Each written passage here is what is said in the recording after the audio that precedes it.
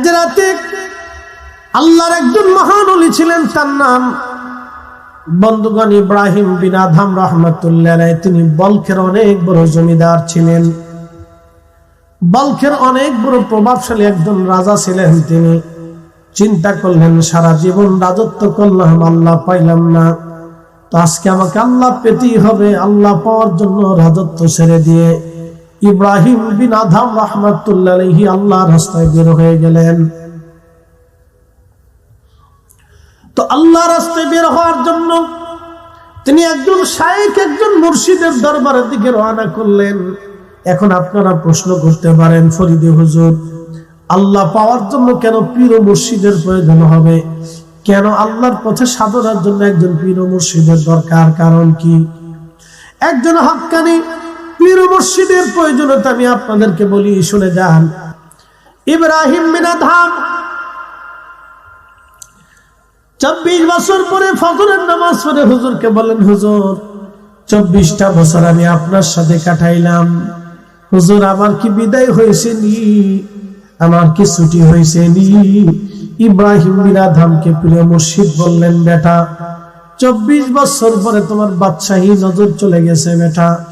আজকে বুঝছি তোমার অহংকার আর অহমিকা তোমার অন্তরে এখন আর নাই বেটা। এবার তোমার দিল পরিষ্কার হয়েছে, এবার তুমি আল্লাহর পথে সুলুক করতে পারো, তুমি বিদায় নিতে পারো, তুমি পাস। প্রিয় উপস্থিতি হাজিরিন, খুব মনোযোগ দিবেন। বলছিলাম ওলি হওয়ার জন্য হযরত ইব্রাহিম বিন আদহাম রাহমাতুল্লাহ আলাইহি তিনি চেষ্টা করলেন। 24 বছর পরে আল্লাহর পথে সাধনায় তিনি পাশ করলেন। এরপরে তিনি বের হয়ে গেলেন মক্কাতুল মুকাররমায়, দীর্ঘদিন আল্লাহর পথে কাটাইতে লাগলেন। দীর্ঘ যাবত আল্লাহর পথে কাটাইতে কাটাইতে ইব্রাহিম বিন আদহাম রাহমাতুল্লাহ আলাইহি মক্কায় হজ শেষ করে তিনি চিন্তা করলেন, আমি বাইতুল আকসা থেকে একটু ঘুরে ঘুরে আসি। হযরত ইব্রাহিম বিন আদহাম বাইতুল আকসায় রওনা করবেন, এমন সময় তিনি চলে গেলেন খেজুরের দোকানে। চিন্তা করলেন, 1 সা খেজুর কিনবো।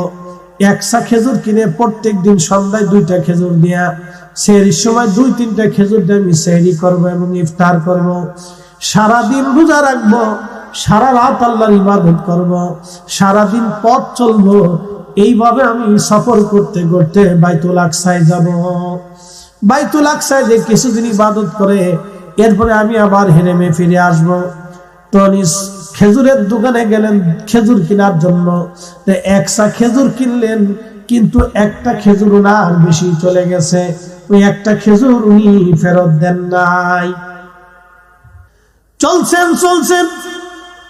বাইতুল আকসাতে উপস্থিত হলেন। চিন্তা করলেন, 1টা মাস আমি পরিশ্রম করলাম, সফর করলাম, আমি তো মুসাফির, অন্তত একটা রাত আমি একটু বিশ্রাম করি, কালকে সকাল থেকে আবার ইবাদত শুরু করব। উনি বাইতুল আকসার বারান্দায় হাতের ডানার উপরে মাথা দিয়ে শুয়ে পড়লেন। বালিশ নাই, কাঁথা কম্বল কিছুই নাই, শুধু হাতের ডানার উপরে মাথা দিয়ে ইব্রাহিম বিন আদহাম রাহমাতুল্লাহ আলাইহি শুয়ে রইলেন।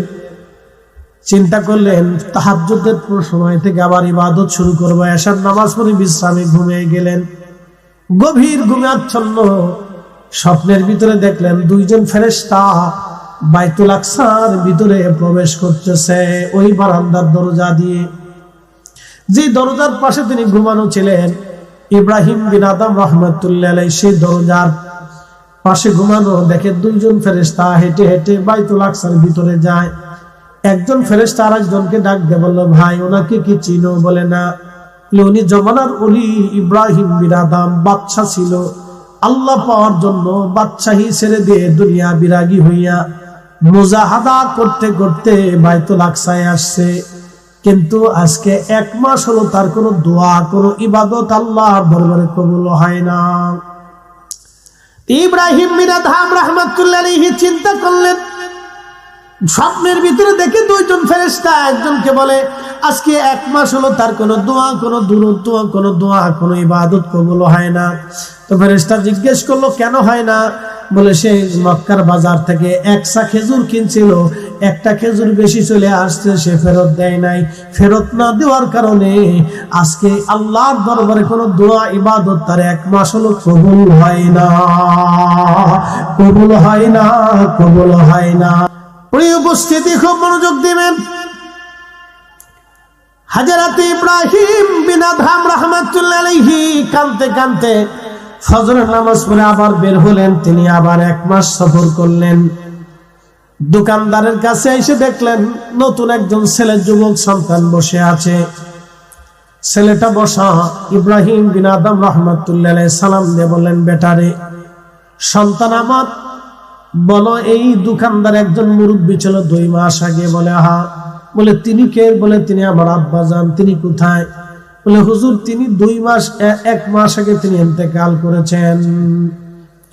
বলে ছেলে আমার, বেটা আমার, তোমার আব্বা ইন্তেকাল করেছে? বলে হ্যাঁ।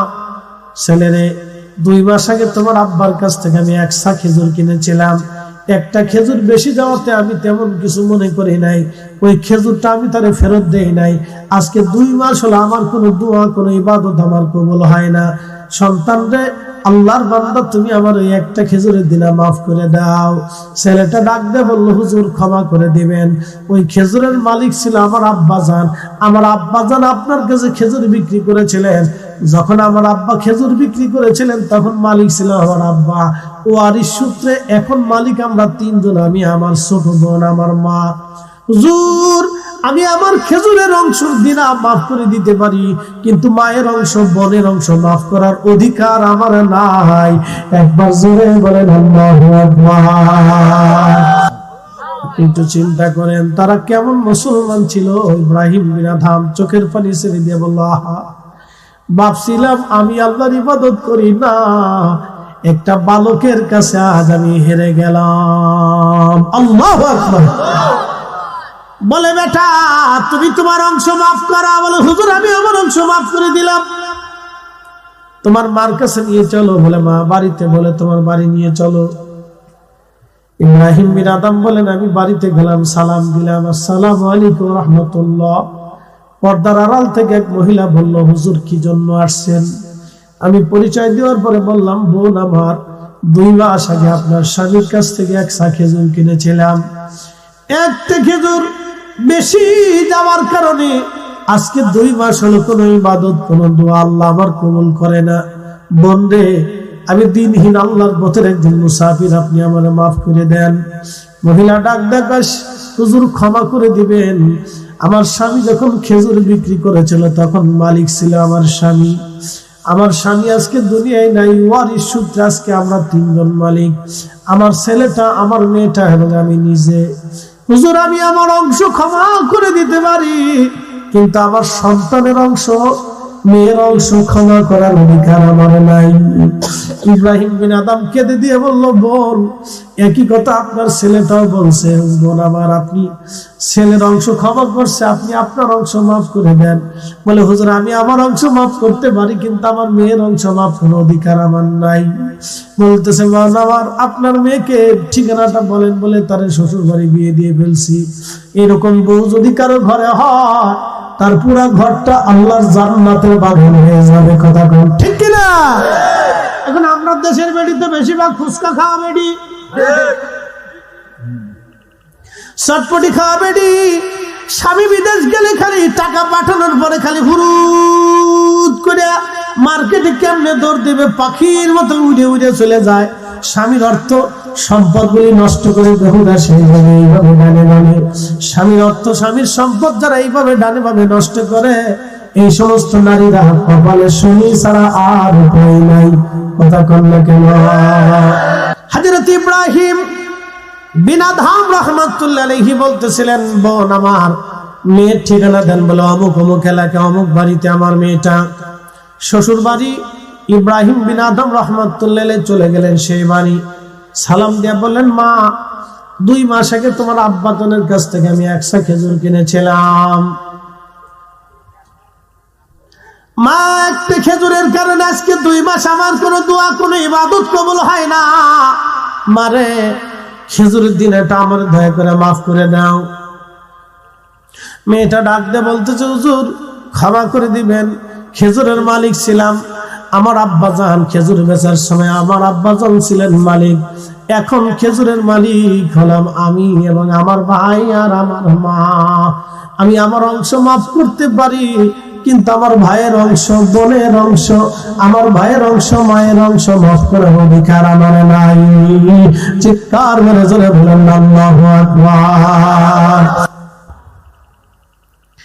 মাফ করে দিবেন, এমন অনেক পীর সাহেবরা নামাজই পড়ে না। আব্বা ক্ষমা করে দিবেন, সত্য কথা বলতেছি, সত্য কথা। অনেক ফিরে নামাজই পড়ে না, তাই ফির হয়েছে। আস্তাগফিরুল্লাহ আল-আযীম, লা হাওলা ওয়ালা কুওয়াতা ইল্লা বিল্লাহ। আমি সত্য কথা বলবো, তিতা হলো তিতা, মিঠা হলো মিঠা।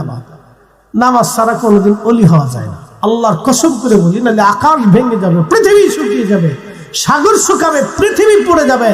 আল্লাহ যাহা বলেছে সেটা ঠিক, রাসূল যেটা বলেছে এটাই ঠিক। কথা কন না কেন? চুল পরিমাণ ডান বাম হবে, আল্লাহ তার রাসূল যা বলছে এটা ঠিক। বলে বাবা তাহাজ্জুদের পানি জোগাড় করতে হবে। হুজুর হ্যাঁ করুন।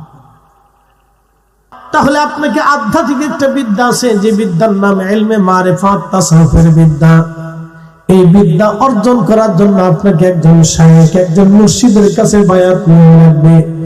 তার কাছ থেকে আপনাকে সবকের পর সবক, একটার পর একটা সবক আদায় করে করে করে করে আপনাকে ইলমে মারিফাতের পথে অগ্রসর হওয়া লাগবে, নতুবা সম্ভব হবে না। দুনিয়ার ডাক্তারি বিদ্যা শেখার জন্য ডাক্তারের কাছে যেতে হয়, দুনিয়ার ইঞ্জিনিয়ারিং বিদ্যার জন্য ইঞ্জিনিয়ারের কাছে যেতে হয়, পদার্থ শিখার জন্য পদার্থবিদের কাছে যেতে হয়, রাসায়নবিদের কাছে রাসায়ন যেতে হয়, অঙ্ক শাস্ত্র শিখার জন্য অঙ্কবিদের কাছে যেতে হয়, দুনিয়ার ইংরেজি শিখার জন্য ইংরেজি টিচারের কাছে যেতে হয়, আরবি শিখার জন্য আরবি টিচারের কাছে যেতে হয়, কোরআন শিখার জন্য কোরআনের শিক্ষকের কাছে যেতে হয়, হাদিস শিখার জন্য ইলমে হাদিসের কাছে যেতে হয়। অতএব ইলমে তাসাউফ শিখার জন্য অবশ্যই আপনাকে একজন কামেল মুর্শিদের কাছে যেতে হবে, নতুবা ইলমে মারিফাত শিখা যাবে না। কথা কন না কেন? প্রিয় উপস্থিতি, হযরত ইব্রাহিম বিন আদহাম রাহমাতুল্লাহ আলাইহি তিনি একজন শায়েখ মুর্শিদের দরবারে চলে গেলেন।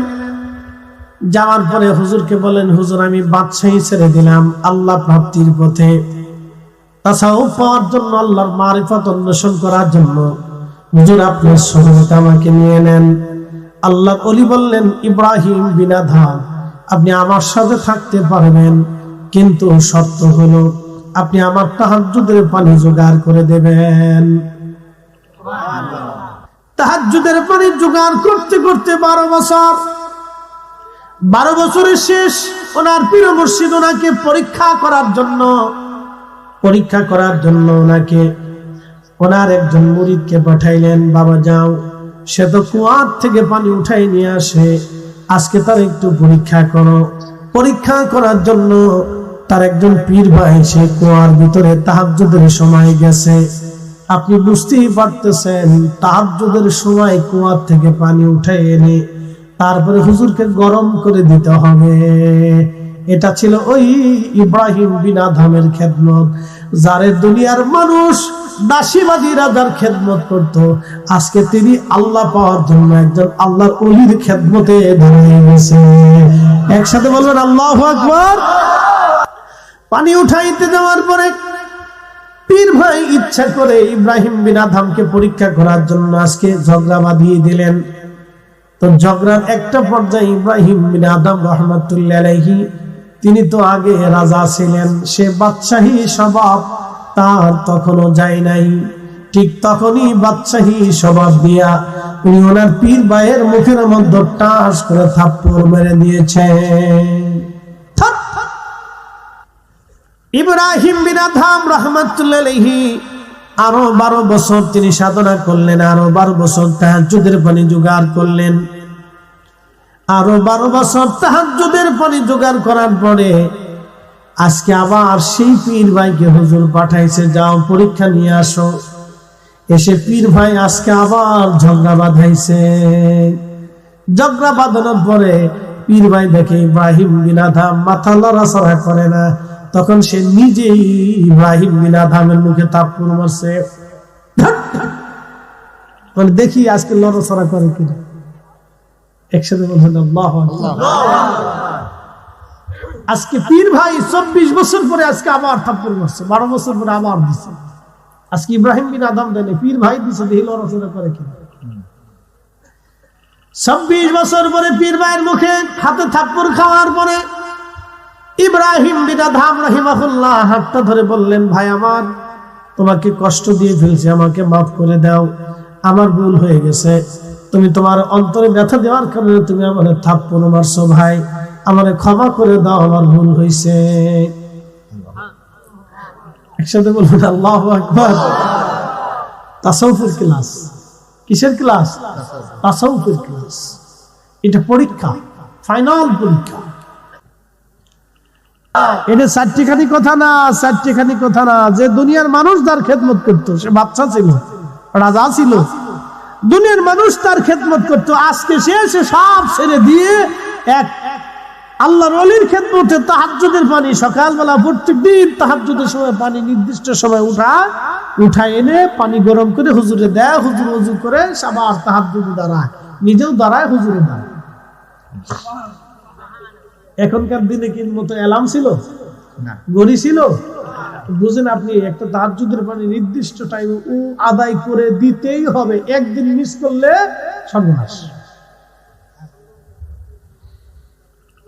একদিন মিস করলে সর্বনাশ। এই জন্য তাসাউফের পথ অত্যন্ত কঠিন, কিন্তু একবার যদি হাসিল হয়ে যায় তাহলে দুনিয়া আলোকিত হবে।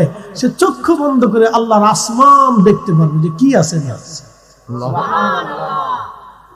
এত পার, এটা এত পার, যে পারে খাজা বাবা আজমিরি আনা সাগরের পানি একটা লুটার ভিতরে নিয়ে এসেছিল। হযরতে শাহজালাল ইয়ামানি জায়নামাজ বিছিয়ে দিয়েছিলেন সুরমা নদীর উপরে। আপনি কি মনে করেন শাহজালাল ইয়ামানি সেই দিন যদি জায়নামাজ সুরমাতে না বিছাইতে পারতেন, ইসলামের স্বাদ পাইতেন না? খাজা বাবা আজমিরি যদি আজমির থেকে সেই দিন ধুলি পানিপথে নিক্ষেপ করতে না পারতেন, তাহলে আজকে এই ইসলামের সুমহান আদর্শ আপনি হতে পেতেন না। কথা বলেন ঠিক কিনা? মুজাদ্দিদ আল ফিসানি সিরহিন্দি যদি সেই দিন বাঘের খাঁচার ভিতরে, সম্রাট জাহাঙ্গীর তাকে বাঘের খাঁচার ভিতরে দিয়ে বাঘ সিংহকে ছেড়ে দিয়েছিল তাকে হত্যা করার জন্য, সেই দিন তাকে বাঘের খাঁচার ভিতরে দিয়েছিলেন। সেই দিন বাঘের সামনে যদি তিনি নামাজ না পড়তে পারতেন, আর বাঘ যদি তাকে সেই দিন পাহারা না দিত, তাহলে আজকের শোষিত ইসলাম হয়তো আপনার আমার নসিব হতো না। আপনাকে এগুলি বুঝতে হবে, নাম তাসাউফ। এই জন্য আউলিয়া কিরামকে কেউ যদি অস্বীকার করে, তাহলে আমি মনে করি সে তার নিজের বাপকে অস্বীকার করছে।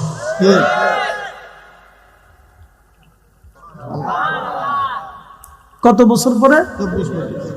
24 বছর তাহাজ্জুদের পানি জোগাড় করছে, পড়ছে, পড়তে পড়তে পড়তে পড়তে পড়তে পড়তে পড়াইতে পড়াইতে পড়াইতে পড়াইতে পড়াইতে পড়াইতে পড়াইতে পড়াইতে 24 বছর পরে বাস ইলমুল কালব, দিল সাফ হয়েছে, অহংকার নেই। 24 বছর পরে অহংকার মুক্ত হয়েছে। পৃথিবীতে এরকম কয়জন আছে আপনি দেখেন? নাই কেউ।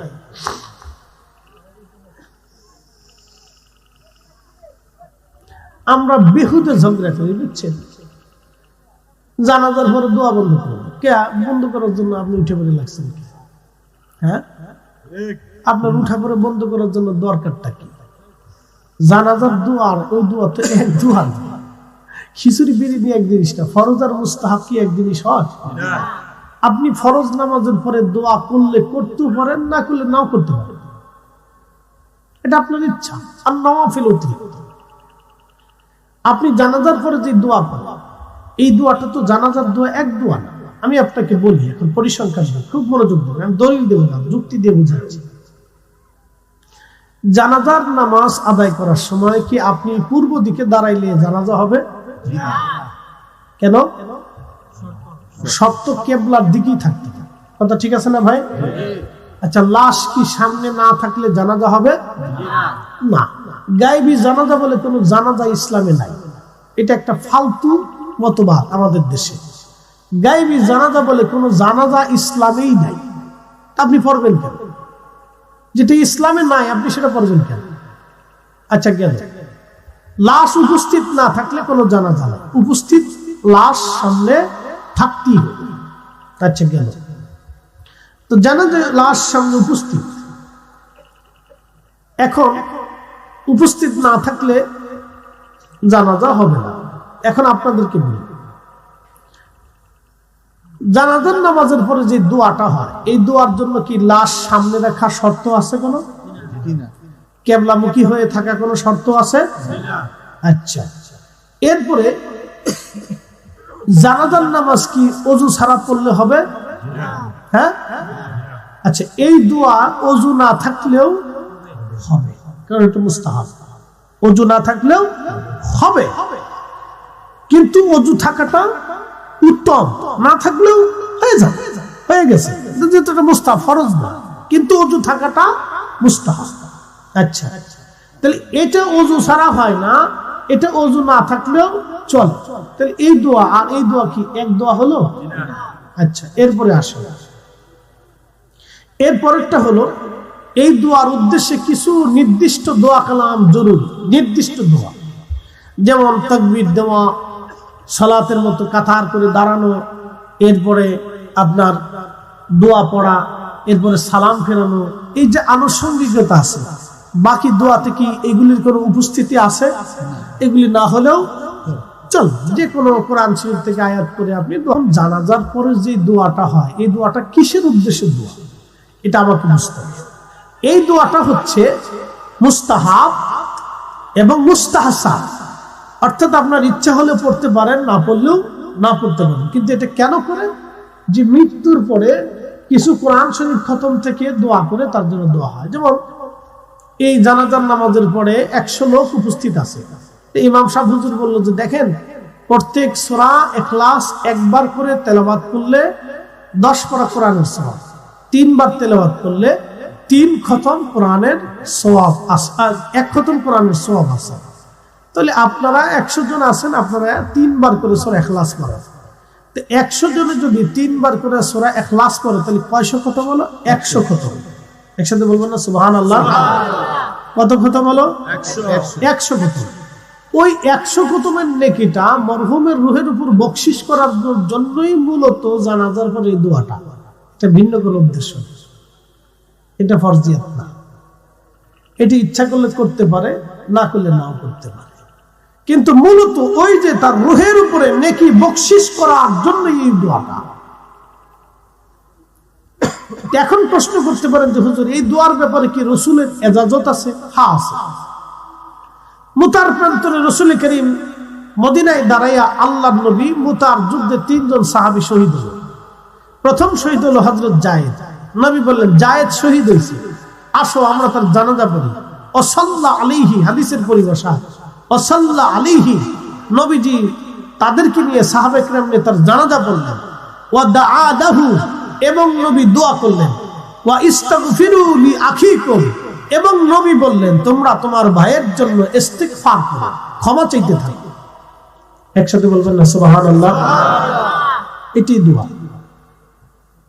উদ্দেশ্য এটাই। নবীজি জানাজা পড়লেন, দোয়া করলেন, এবং সাহাবীদেরকে বললেন তোমরা ইস্তিগফার করো, তার জন্য ক্ষমা চাও।